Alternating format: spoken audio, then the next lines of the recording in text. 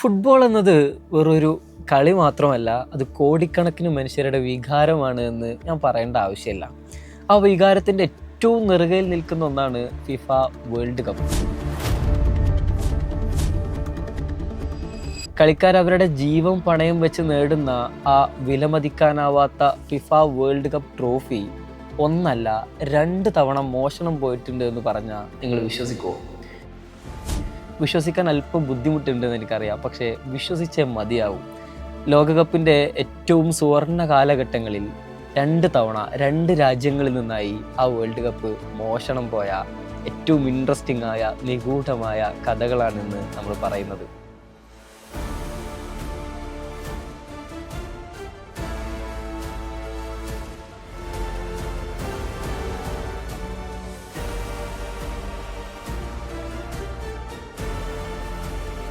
വർഷം 1966 മാർച്ച് 20. ആ വർഷത്തെ വേൾഡ് കപ്പ് നടക്കാൻ ഇനി 4 മാസങ്ങൾ മാത്രമാണ് ബാക്കിയുള്ളത്. അന്ന് ഇംഗ്ലണ്ടാണ് ലോകകപ്പിൻ്റെ വേദി. ആ ലോകകപ്പ് നടക്കുന്നതിൻ്റെ മുൻപ് ആ രാജ്യത്തേക്ക് കപ്പിൻ്റെ പ്രദർശനവുമായി ബന്ധപ്പെട്ടുകൊണ്ട് ഫിഫ വേൾഡ് കപ്പ് അവിടെ എത്തിച്ചിട്ടുണ്ട്. അവിടെ വെസ്റ്റ് മിൻസ്റ്ററിലുള്ള ഒരു സെൻട്രൽ ഹാളിൽ പ്രദർശനത്തിന് വേണ്ടി വെച്ചിരിക്കുകയാണ് ആ വിശ്വകിരീടം. ഇന്ന് നമ്മൾ കാണുന്ന ഫിഫ വേൾഡ് കപ്പ് അല്ലായിരുന്നു 1966 വിജയികൾക്ക് നൽകിയിരുന്നത്. ജൂൾസ് റീമ ട്രോഫി എന്നറിയപ്പെടുന്ന ആ വിഖ്യാതമായ ട്രോഫിയാണ് അന്ന് ഫിഫ വേൾഡ് കപ്പിലെ വിജയികൾക്ക് സമ്മാനിച്ചിരുന്നത്. ആ ട്രോഫിയാണ് അവിടെ ഇംഗ്ലണ്ടിലെ ആ വെസ്റ്റ് മിൻസ്റ്ററിലെ ഹാളിൽ പ്രദർശനത്തിന് വേണ്ടി വെച്ചിരിക്കുന്നത്. വളരെ സുരക്ഷയുള്ള 24 മണിക്കൂറും സുരക്ഷാ ജീവനക്കാർ കാവൽ നിൽക്കുന്ന അത്രയും സുരക്ഷിതമായ ഇടത്താണ് ആ വേൾഡ് കപ്പ് സൂക്ഷിച്ചിരിക്കുന്നത് എന്ന് ഓർക്കണം. ആ സ്ഥലത്ത് വെച്ചുകൊണ്ടാണ് ഈ വേൾഡ് കപ്പ് നഷ്ടപ്പെടുന്നത്. വെസ്റ്റ് മിൻസ്റ്ററിലുള്ള ഈ ഹാളിൻ്റെ 2ാമത്തെ നിലയിലായിരുന്നു ഈ ട്രോഫി സൂക്ഷിച്ചു വെച്ചിരുന്നത്. അതിൻ്റെ 1ാമത്തെ നിലയിൽ അതിനേക്കാൾ വിലപിടിപ്പുള്ള ലോകത്തെ അമൂല്യമായ ഒരുപാട് വസ്തുക്കൾ പ്രദർശിപ്പിക്കുന്ന ഒരു മ്യൂസിയം പോലെ വർക്ക് ചെയ്യുന്ന സ്പേസാണിത്. അതുകൊണ്ട് തന്നെ ഒരുപാട് ഗൈഡുകളുണ്ട്, ഒരുപാട് ആളുകളൊക്കെ ഉണ്ട്. രാവിലത്തെ 11 മണി സമയമാണ്. ആ സമയത്തെ ഷിഫ്റ്റ് കഴിഞ്ഞ് ആ സമയത്തുള്ള ഗാർഡുകൾ പോകാനിരിക്കുന്ന സമയമാണ്. ആ ഗാർഡിൽപ്പെട്ട ഒരാൾ ടോയ്ലറ്റിലേക്ക് പോകുന്ന സമയത്ത് അവിടെ ബ്ലാക്ക് തൊപ്പി ധരിച്ച് ബ്ലാക്ക് ടാക്സി കാറിൽ വന്നിറങ്ങിയ മുടി പിന്നിലേക്ക് ചീകി വെച്ചിരുന്ന ഒരു 30-40 വയസ്സ് തോന്നിക്കുന്ന ഒരാളെ ഈ ഗൈഡ് ഒരു സംശയാസ്പദമായി അവിടെ കണ്ടിരുന്നു. പക്ഷേ മറ്റു പലരും അവിടെ ഗൈഡായിട്ട് നിൽക്കുന്നതുകൊണ്ട് തന്നെ അയാൾ കാര്യമാക്കിയില്ല. അയാൾ ടോയ്ലറ്റിലൊക്കെ പോയി തിരിച്ചു വന്നു. ആ ഷിഫ്റ്റിന് ശേഷം മറ്റ് ചില ഗൈഡുകൾ അവിടെ ഷിഫ്റ്റ് മാറി വന്നപ്പോഴേക്കും മുകളിലെ നിലയിലുണ്ടായിരുന്ന ആ വിശ്വകിരീടം അവിടെ നിന്ന് കാണാതായിരിക്കുന്നു. എന്തു പറ്റി എന്നറിയുന്നില്ല. ഉടനടി ലോകത്തെ വിഖ്യാതമായ പോലീസായിരുന്ന ലണ്ടനിലുള്ള സ്കോട്ട്ലാൻഡ് യാർഡ് രംഗത്തിറങ്ങുകയാണ്. ചോദ്യം ചെയ്യലുകളും മറ്റും കാര്യങ്ങളൊക്കെ ആയിട്ട് മുന്നോട്ട് പോയി. ഇയാളെ അവിടെ സംശയാസ്പദമായി കണ്ട വിവരവും പറയുന്നു. തൊട്ടടുത്തുണ്ടായിരുന്ന അവിടെ മ്യൂസിയത്തിലേക്ക് വന്ന ഒരു സ്ത്രീ സംശയാസ്പദമായി മറ്റ് 2 പേരെ കൂടെ കണ്ട മൊഴി നൽകിയതോടുകൂടെ ഇത് സംഘമായി ചേർന്ന് നടത്തിയ വളരെ വെൽ പ്ലാനഡായ ഗ്രൂപ്പായിട്ട് നടത്തിയ ഒരു കൃത്രിമമാണ് എന്ന നിഗമനത്തിലേക്ക് പോലീസ് എത്തുകയാണ്. ഏറ്റവും ഞെട്ടിപ്പിക്കുന്ന കാര്യം എന്താന്ന് വെച്ചാൽ, ആദ്യ തവണയല്ല ഈ വേൾഡ് കപ്പ് ഇങ്ങനെ മോഷ്ടിക്കപ്പെടുന്നത് അല്ലെങ്കിൽ ആ മോഷണ ശ്രമത്തിന് ഇരയാവുന്നത് എന്നുള്ളത്. 2ാം ലോക മഹായുദ്ധ സമയത്ത് ഹിറ്റ്ലറിൻ്റെ നാസി പട്ടാളക്കാർ ഈ ലോകകപ്പ് മോഷ്ടിച്ചു കൊണ്ടുപോകാൻ ഒരു ശ്രമം നടത്തിയിരുന്നു. ആ യുദ്ധ സമയത്ത് ഫിഫ പ്രസിഡന്റ് ആയിരുന്ന ഒട്ടോറിനോ ബരാസിയുടെ വീട്ടിലേക്ക് ഈ നാസി പട്ടാളം ഇരച്ച് കയറി വരികയും അവിടെ സൂക്ഷിച്ചിരിക്കുന്ന ഈ ഫിഫ വേൾഡ് കപ്പ് അവിടെ നിന്ന് മോഷ്ടിച്ചു കൊണ്ടുപോകാനുള്ള ശ്രമവും നടത്തുന്നുണ്ട്. പക്ഷേ ഒട്ടോറിനോ ബരാസി നടത്തുന്ന ധീരമായൊരു ശ്രമമുണ്ട്. തൻ്റെ പക്കലുള്ള ഒരു ഷൂ പെട്ടിയിലേക്ക് ആ വേൾഡ് കപ്പ് ഇറക്കി വെച്ച് തൻ്റെ കട്ടിലിൻ്റെ അടിയിലേക്ക് ആ പെട്ടി വെക്കുകയും അതൊരു സാധാരണ ഷൂ ആണ് എന്ന നിലയിൽ ആ കപ്പ് സൂക്ഷിച്ചു വെക്കുകയും ചെയ്യുന്നു. ഈ ഹിറ്റ്ലറിൻ്റെ പട്ടാളക്കാർ വീട് മുഴുവൻ അരിച്ചു പെറുക്കിയെങ്കിലും ആ ഷൂ ബോക്സ് മാത്രം തുറന്നു നോക്കാൻ മുതിർന്നില്ല എന്നതുകൊണ്ട് മാത്രം അത്തവണ വേൾഡ് കപ്പിനൊരു ഭാഗ്യം ഉണ്ടായിരുന്നു. പക്ഷേ ഇംഗ്ലണ്ടിലെ ഈ 1966 ആ ഞായറാഴ്ച 11 മണിക്ക് ലോകകപ്പിന് ഒട്ടും ഭാഗ്യം ഉണ്ടായിരുന്നില്ല. അന്ന് കള്ളന്മാരത് മോഷ്ടിച്ച് കൊണ്ടുപോവുകയും ചെയ്തു. സ്കോട്ട്ലാൻഡ് യാർഡ് പലവിധ തിരച്ചിലുകളും അന്വേഷണങ്ങളൊക്കെ നടത്തിക്കൊണ്ടിരിക്കുകയാണ്. ആ സമയത്താണ് ഇംഗ്ലണ്ടിലെ ഫുട്ബോൾ അസോസിയേഷൻ പ്രസിഡന്റ് ആയിരുന്ന ജോ മേയേഴ്സിന് ജാക്സൺ എന്ന പേരുള്ള ഒരാളുടെ കത്ത് വരുന്നത്. ആ കത്തിൽ ഇങ്ങനെയായിരുന്നു: നിങ്ങൾ അന്വേഷിച്ചു കൊണ്ടിരിക്കുന്ന വേൾഡ് കപ്പ് അത് മോഷ്ടിച്ചിരിക്കുന്നത് ഞങ്ങളാണ്. പോലീസിനെ ഒരിക്കലും ഈ വിവരം അറിയിക്കരുത്. 15,000 പൗണ്ട് എന്ന് ഞങ്ങൾ ചോദിക്കുന്ന സംഖ്യ തന്നാൽ നിങ്ങളുടെ വേൾഡ് കപ്പ് ഞങ്ങൾ തിരിച്ചു തരാം. അവരുടെ പക്കൽ ആ കപ്പ് ഉണ്ട് എന്ന് തെളിയിക്കാൻ വേണ്ടി കപ്പിൻ്റെ മുകൾ ഭാഗത്തുണ്ടായിരുന്ന ഒരു ലിഡും അവർ ഈ കത്തിൻ്റെ കൂടെ കൊടുത്തയച്ചിരുന്നു. പോലീസിനെ അറിയിക്കരുത് എന്ന് ആ കള്ളന്മാർ വ്യക്തമായി പറഞ്ഞിരുന്നെങ്കിലും ജോക്ക് അത് കേൾക്കാനായില്ല. ഉടനെ സ്കോട്ട്ലാൻഡ് യാർഡിലെ പോലീസുകാരെ വിളിച്ച് ഈ കത്തും ഈ കപ്പിൻ്റെ ലിഡും ഒക്കെ അവർ കൊടുക്കുന്നു. ഉടനടി പോലീസ് തിരിച്ച് കത്തെഴുതാൻ പറയുന്നു. അവർ ചോദിക്കുന്ന സംഖ്യ കൊടുക്കാൻ നമ്മൾ തയ്യാറാണ് എന്ന് അവരെ അറിയിക്കുക, അവരോട് ഒരു പാർക്കിലേക്ക് കപ്പുമായിട്ട് വരാനും പറയുക എന്ന മറുപടിയാണ് ജോ അവർക്ക് കൊടുക്കുന്നത്. ഉടനടി ഈ കള്ളന്മാരുമായിട്ട് കത്തിടപാടുകൾ നടക്കുകയും അങ്ങനെ ഒരു കൃത്യമായ ദിവസവും സമയവും നിശ്ചയിച്ചുകൊണ്ട് അവർ പറഞ്ഞ പാർക്കിലേക്ക് ഈ 15,000 പൗണ്ടുമായിട്ട് ഈ പോലീസുകാർ തന്നെ വേഷം മാറി അവരുടെ അടുത്തേക്ക് ചെല്ലുകയാണ്. ഏറ്റവും രസകരമായ കാര്യം എന്താന്ന് വെച്ചാൽ ഈ 15,000 പൗണ്ട് എന്ന പണം അവർ സെറ്റ് ചെയ്യുന്നത് മുകളിൽ മാത്രം നോട്ടുകൾ വെച്ചുകൊണ്ട് താഴെ വെള്ള പേപ്പർ വെച്ചുകൊണ്ടാണ് ആ പെട്ടി അവർ തയ്യാറാക്കുന്നത്. ഇങ്ങനെ കള്ളന്മാരെ പറ്റിക്കാൻ വേണ്ടിയിട്ടാണ് അങ്ങനെ ഒരു പൈസയുടെ പെട്ടിയുമായിട്ട് അവർ ആ പാർക്കിലേക്ക് ചെല്ലുന്നത്. ചെന്ന് നോക്കി അവിടെ ഈ ഒരാൾ തൊപ്പിയിട്ട് ഇരിക്കുന്നുണ്ട്. അയാൾക്ക് ഈ പൈസയുടെ പെട്ടി കൊടുക്കുന്നു. പൈസ ചെക്ക് ചെയ്തതിന് ശേഷം അയാൾ തുറന്ന് നോക്കുന്നില്ല. പെട്ടി തുറന്ന് നോക്കുമ്പോൾ കാണുന്നത് മുകളിൽ മുഴുവനും പൈസയുള്ളത് പോലെയാണ്. പെട്ടി അടച്ചു പിടിച്ചിട്ട് അയാൾ പറയുന്നു, ഓക്കെ, നമുക്ക് കപ്പ് വേറെ ഒരിടത്താണ് സൂക്ഷിച്ചിട്ടുള്ളത്, അവിടേക്ക് പോകാം എന്ന് പറഞ്ഞുകൊണ്ട് ഇതേ കാറിൽ കയറിയിട്ട് ചെല്ലുകയാണ്.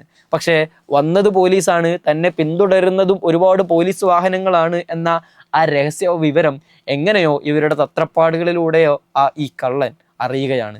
ഉടനടി അയാൾ ഈ കാറിൽ നിന്നും ഇറങ്ങി ഓടാൻ ശ്രമിക്കുന്നു. പൈസയൊക്കെ അവിടെ ഇട്ടിട്ട് അയാൾ ഇറങ്ങി ഓടുകയാണ്. പക്ഷേ ഒരു മാരകമായ സിനിമാറ്റിക് ചേസിങ് അവിടെ നടക്കുകയും ആ കള്ളനെ അവർ പിടിച്ചു വെക്കുകയും ചെയ്യുന്നുണ്ട്. ഈ കള്ളനെ പിടികൂടിയപ്പോഴാണ് പോലീസ് മറ്റൊരു കെണിയിലാണ് ചെന്ന് പെട്ടിരിക്കുന്നത് എന്ന് അവർ തിരിച്ചറിയുന്നത്. ഇവിടെ പാർക്കിലേക്ക് പണം സ്വീകരിക്കാൻ വന്നയാൾ അവർ യഥാർത്ഥത്തിൽ ഒരു കള്ളനായിരുന്നില്ല, മറിച്ച് ഈ കള്ളന്മാർ ഏൽപ്പിച്ചിരുന്ന ഒരു ഇടനിലക്കാരൻ മാത്രമായിരുന്നു. അയാൾക്ക് കുറച്ച് പണം നൽകാമെന്ന് പറഞ്ഞുകൊണ്ട് ഈ ദൗത്യം ഏൽപ്പിച്ച് വിട്ടതാണ്. അയാളുടെ അടുത്ത് കപ്പിനെ പറ്റിയുള്ള വിവരങ്ങളോ ഒന്നുമില്ല. എഡ്വാർഡ് ബെച്ചിലി എന്ന് പറഞ്ഞ ഒരു ചെറിയ തട്ടിപ്പുകളൊക്കെ നടത്തുന്ന ഒരു കള്ളനെയായിരുന്നു ഇവരിതിനെ ഏൽപ്പിച്ചിരുന്നത്. അങ്ങനെ വീണ്ടും പോലീസ് ഈ കേസിൽ തുമ്പില്ലാതായിരിക്കുന്നു. ട്രോഫി ഇല്ല, ഈ പണവുമായിട്ട് ചെന്ന ആള് അവരുടെ ഒരു ഇടനിലക്കാരൻ മാത്രമാണ് എന്ന യാഥാർത്ഥ്യവും അവർ തിരിച്ചറിയുന്നു. ഇനി എന്ത് എന്ന ഒരു ചോദ്യചിഹ്നത്തിന് മുന്നിൽ പകച്ചു നിൽക്കുകയാണ് ലോകത്തെ ഏറ്റവും വിഖ്യാതമായ സ്കോട്ട്ലാൻഡ് യാർഡ് എന്ന പോലീസ് എന്ന് നിങ്ങൾ ഓർക്കണം. കാരണം ഒരു തെളിവുകളും അവിടെ ഒന്നും കണ്ടിട്ടില്ല എന്നുള്ളതാണ് ഏറ്റവും പ്രധാനപ്പെട്ട കാര്യം. ഉടനടി പോലീസ് പത്രങ്ങളിലും മീഡിയകളിലൊക്കെ വാർത്ത കൊടുക്കുന്നു. ഈ കപ്പിനെ പറ്റിയോ മോഷ്ടാക്കളെ പറ്റിയോ എന്തെങ്കിലും വിവരം നൽകുന്നവർക്ക് വലിയ തുകകളാണ് പോലീസ് അവർക്ക് വേണ്ടിയിട്ട് പ്രഖ്യാപിക്കുന്നത്. പക്ഷേ ഒരു ഫലവും ഉണ്ടായിരുന്നില്ല. അങ്ങനെ കൃത്യം ഒരാഴ്ചക്ക് ശേഷം മാർച്ച് 27 ലണ്ടനിലെ ഒരു പ്രഭാതം, സൗത്ത് ലണ്ടനിലുള്ള ഡേവ് കോർബറ്റ് എന്നയാൾ തൻ്റെ ഓമന വളർത്തുനായായിരുന്ന പിക്ലസുമായിട്ട് ഒരു പ്രഭാത സവാരിക്ക് ഇറങ്ങുകയാണ്. ഒരുപാട് ദൂരം അവരിങ്ങനെ ലണ്ടനിലെ തെരുവുകളിലൂടെ നടന്നു നീങ്ങിയപ്പോൾ പെട്ടെന്ന് തൻ്റെ വളർത്തുനായായിരുന്ന പിക്ലസ് ഒരു കാറിനടിയിലേക്ക് ഓടിപ്പോകുന്നത് ഈ യജമാനൻ ശ്രദ്ധിക്കുന്നുണ്ട്. അവിടെ ഉണ്ടായിരുന്ന ഒരു പാഴ്സൽ പൊതി നോക്കി ഈ പിക്ലസ് എന്ന നായ അസാധാരണമായിട്ട് കുരക്കാൻ തുടങ്ങുകയാണ്. ഡേവിന് എന്താണ് നടക്കുന്നതെന്ന് കൃത്യമായിട്ട് മനസ്സിലാക്കാൻ പറ്റുന്നില്ല. ഉടനടി ഈ നായയെ മാറ്റിയിട്ട് നായ ഈ കുരച്ചുകൊണ്ടിരിക്കുന്ന പൊതി എന്താണെന്ന് അറിയാനുള്ള വളരെയധികം വ്യാഗ്രതയോടുകൂടെ ഡേവ് അടുത്ത് ചെല്ലുകയും ആ കാറിനടിയിൽ കിടക്കുന്ന പൊതി അല്പം ഭയത്തോടു കൂടെയും ക്യൂരിയോസിറ്റിയോടു കൂടെയും അത് പുറത്തെടുത്ത് അത് തുറന്നു നോക്കുമ്പോൾ കണ്ട സാധനം ഡേവ് അത്ഭുതപ്പെട്ടു പോവുകയാണ്. തൻ്റെ രാജ്യവും പോലീസും നിരന്തരം തെരഞ്ഞുകൊണ്ടിരിക്കുന്ന, തൻ്റെ രാജ്യത്തെ മുഴുവനും മുൾമുനയിൽ നിർത്തിയിരുന്ന ആ ലോകകപ്പിൻ്റെ വിശ്വകിരീടം ഇതാ ഇവിടെ ഒരു കാറിനടിയിൽ പാഴ്സലിൽ പൊതിഞ്ഞു കിടക്കുന്ന കാഴ്ചയാണ് ഈ ഡേവ് കാണുന്നത്.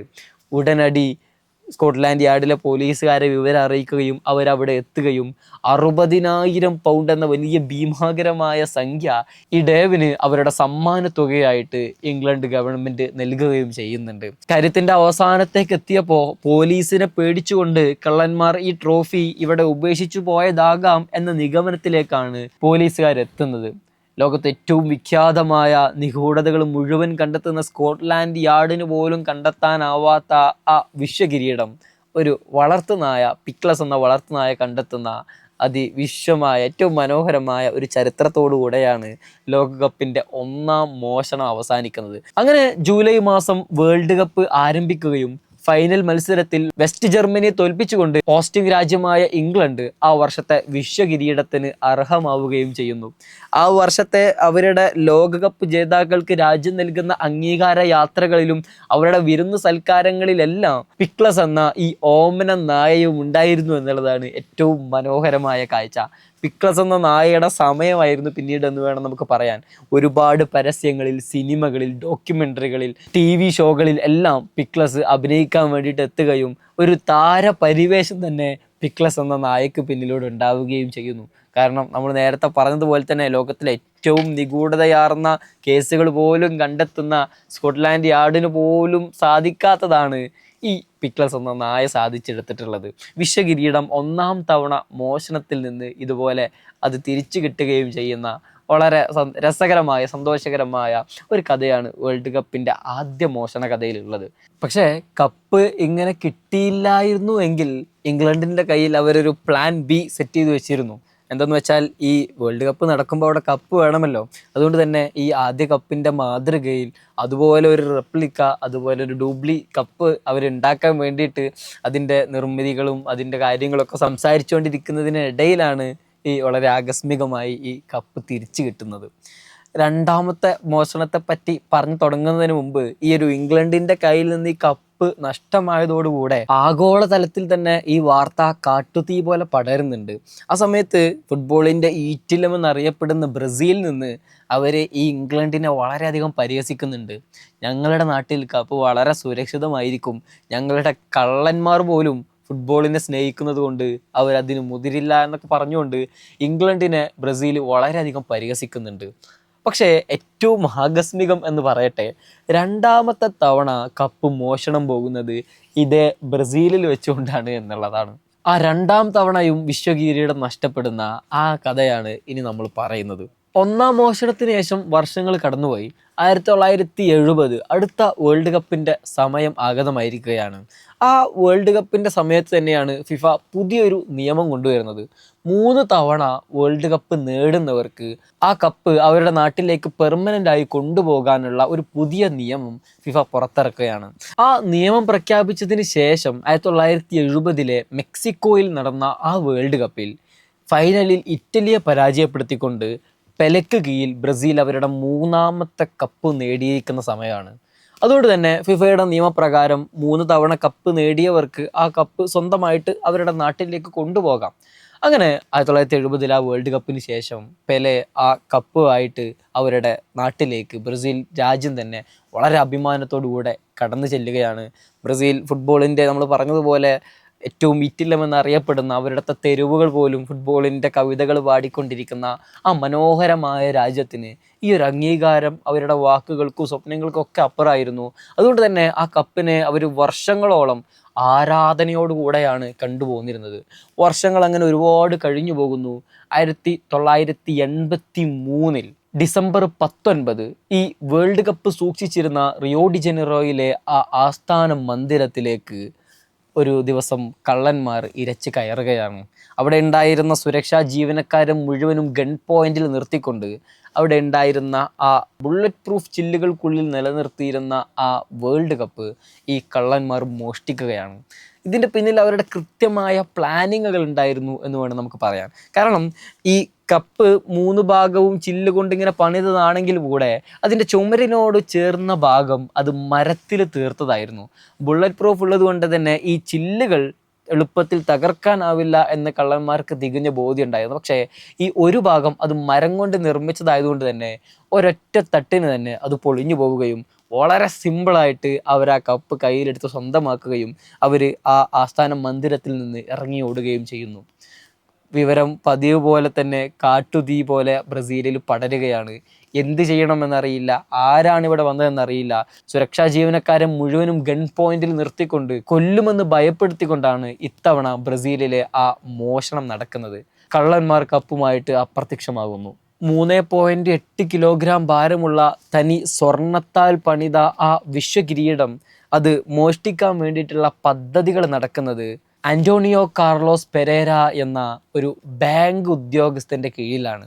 അദ്ദേഹം ഇതിന് കൃത്യമായ പ്ലാനിങ്ങുകൾ നടത്തുകയും അതിന് തൻ്റെ കൂടെ വർക്ക് ചെയ്യാൻ വേണ്ടിയിട്ട് 2 കള്ളന്മാരെ, വളരെ വിദഗ്ധരായ 2 കള്ളന്മാരെ വിളിക്കുകയും ഇവർ 3 പേരുമായിരുന്നു ഈ മോഷണം നടത്തുന്നത്. ഏറ്റവും ഞെട്ടിപ്പിക്കുന്ന കാര്യം എന്താണെന്ന് വെച്ചാൽ, ഈ റിയോ ഡി ജനറോയിലെ ആസ്ഥാന മന്ദിരത്തിൽ നിന്ന് കപ്പ് മോഷ്ടിച്ചവർ നേരെ പോകുന്നത് ഒരു സ്വർണ്ണപ്പണിക്കാരൻ്റെ അടുത്തേക്കാണ്. ഈ 3 കിലോയിലധികം വരുന്ന സ്വർണത്തിൻ്റെ വിശ്വകിരീടം അവർ ആ സ്വർണ്ണപ്പണിക്കാരൻ്റെ അടുത്ത് ചെന്നുകൊണ്ട് ഉരുക്കി രൂപമാറ്റം വരുത്തി അത് സ്വർണ്ണ പാളികളാക്കി ഉടനടി അത് വിറ്റു തീർക്കുകയും ചെയ്യുന്നു.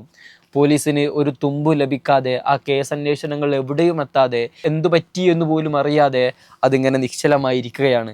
പിന്നീട് വിദഗ്ധമായ അന്വേഷണങ്ങൾക്കൊടുവിൽ ഇതിൻ്റെ പിന്നിലുള്ള പ്രതികളെ പോലീസുകാർ തിരിച്ചറിയുന്നുണ്ട്. പക്ഷേ അവരെ പിടികൂടാനാകുന്നില്ല എന്നുള്ളതാണ് അതിൻ്റെ യാഥാർത്ഥ്യം. അങ്ങനെ വർഷങ്ങൾ ഒരുപാട് കഴിഞ്ഞുപോയി. ഈ ലോകകപ്പ് എന്നേക്കുമായി ലോകത്ത് നിന്ന് അസ്തമിക്കുകയും ചെയ്തിരിക്കുന്നു. പക്ഷേ ആ വിശ്വകിരീടത്തിൻ്റെ ഒരു ശാപം എന്ന് വേണമെങ്കിൽ നമുക്ക് പറയാം. ഈ മോഷണത്തിൻ്റെ മുഖ്യധാരനായി പ്രവർത്തിച്ച ആന്റോണിയോ കാർലോസ് പെരേര ഒരു ദിവസം ബ്രസീലിലെ തെരുവിൽ വെച്ചുകൊണ്ട് വെടിയേറ്റ് മരിച്ചു വീഴുമ്പോഴാണ് ലോകം ഇയാൾ ആദ്യമായിട്ട് കാണുന്നത്.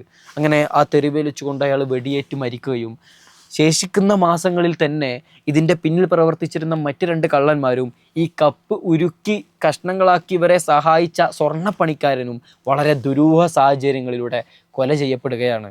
അത് ഈ വേൾഡ് കപ്പിൻ്റെ, ഈ വിശ്വകിരീടത്തിൻ്റെ ഒരു ശാപമാണ് എന്ന് ലോകം പലപ്പോഴായിട്ട് വിശ്വസിച്ച് പോരുന്നുണ്ട്. ആ ലോകകപ്പിൻ്റെ ചരിത്രം അങ്ങനെ അവിടെ അവസാനിക്കുകയാണ്. പിന്നീടാണ് നമ്മൾ ഇന്ന് കാണുന്ന തരത്തിലേക്ക് ലോകകപ്പ് ഒരു പുതിയ ഡിസൈനിലേക്കും അതിൻ്റെ പുതിയ രൂപകൽപ്പനയിലേക്കൊക്കെ എത്തുന്നത്. 1984 തന്നെ ഫിഫ മറ്റൊരു സ്വർണ്ണക്കപ്പ് നിർമ്മിച്ചുകൊണ്ട് ഈ ബ്രസീലിന് നൽകുകയൊക്കെ ചെയ്യുന്നുണ്ട്. അതാണ് ഇന്നും അവരുടെ ഒരു വിശ്വകിരീടമായി അവർ സൂക്ഷിക്കുന്ന അവരുടെ സ്വർണ്ണ കിരീടം. കാലങ്ങൾ ഒരുപാട് കഴിഞ്ഞു പോയെങ്കിലും, ഒരുപാട് മോഷണ ശ്രമങ്ങളിലൂടെയൊക്കെ ഈ വേൾഡ് കപ്പ് അതിജീവിച്ചെങ്കിലും, ഈ ബ്രസീലിൽ വെച്ച് നടന്ന ഈ വേൾഡ് കപ്പ് മോഷണത്തെ ചരിത്ര പണ്ഡിതരും സത്യാന്വേഷണ കുതുകികളുമെല്ലാം ഇന്നും ഒരു സംശയ മുനയോടുകൂടെയാണ് ഈ മോഷണ ശ്രമത്തേക്ക് അവർ കാണുന്നത്. അവർ നിരന്തരം ചോദിച്ചുകൊണ്ടേ ഇരിക്കുകയാണ്. ബ്രസീലിൽ വെച്ച് ആ കപ്പ് യഥാർത്ഥത്തിൽ ഉരുക്കപ്പെട്ടിരുന്നോ, അതോ അത് കള്ളന്മാരുടെ വെറുമൊരു വാദമായിരുന്നു? കാരണം സ്വർണ്ണമെടുക്കാനാണ് അവർ ഈ വിശ്വകിരീടം മോഷ്ടിച്ചത് എന്ന് അത്ര വിശ്വസനീയമായൊരു കാര്യമല്ല. അവർക്ക് വല്ല ജ്വല്ലറിയോ മറ്റോ മോഷ്ടിച്ചാൽ മതി. ഈ ഒരു വിശ്വകിരീടം തന്നെ മോഷ്ടിക്കണമെങ്കിൽ അതിൻ്റെ പിന്നിൽ ഏതോ മറ്റു വലിയ ശക്തികളാണ് പ്രവർത്തിച്ചതെന്നും ഇന്നും ഏതെങ്കിലും ശതകോടീശ്വരൻ്റെ വീടിൻ്റെ രഹസ്യ അറകളിൽ ആ വേൾഡ് കപ്പ് എന്ന ആ മഹാകിരീടം ഇന്നും ഒരു കോട്ടം പോലും തട്ടാതെ വിശ്രമിക്കുന്നുണ്ടാവും എന്ന് വിശ്വസിക്കുന്നവരും ലോകത്ത് നിരവധിയാണ്. യാഥാർത്ഥ്യം എന്താണ് എന്ന് നമുക്കാർക്കും അറിയില്ല. ഇങ്ങനെ പല ചിന്തകളും ലോകത്തിൻ്റെ പലയിടങ്ങളിൽ നിന്നായി നിരന്തരം നമ്മളിങ്ങനെ ഉയർന്നു കേൾക്കുന്നുണ്ട്. വിശ്വകിരീടത്തിൻ്റെ ഞെട്ടിപ്പിക്കുന്ന മോഷണ കഥകൾ ഈ 3 തവണ അല്ലെങ്കിൽ ഈ 2 തവണയാണ് നടക്കുന്നത്. ലോകകപ്പ് ഇന്ന് നടന്നുകൊണ്ടിരിക്കുകയാണ്. നമ്മുടെ വീഡിയോ വൈൻഡപ്പ് ചെയ്യുന്നു. ലോകകപ്പ് മത്സരങ്ങൾ, അതിൻ്റെ വാശിയേറിയ പോരാട്ടങ്ങൾ നടന്നുകൊണ്ടിരിക്കുകയാണ്. നിങ്ങൾ നിങ്ങളുടെ ഏറ്റവും ഫേവറേറ്റ് ടീമിനെ ഈ കമൻറ്റ് ബോക്സിൽ മെൻഷൻ ചെയ്യാൻ മറക്കരുത്. അവസാനിപ്പിക്കുന്നു. മറ്റൊരു മനോഹരമായ കഥയായിട്ട് നമുക്ക് വീണ്ടിരിക്കാം എന്ന് ഓർമ്മിപ്പിച്ചുകൊണ്ട് താങ്ക് യു.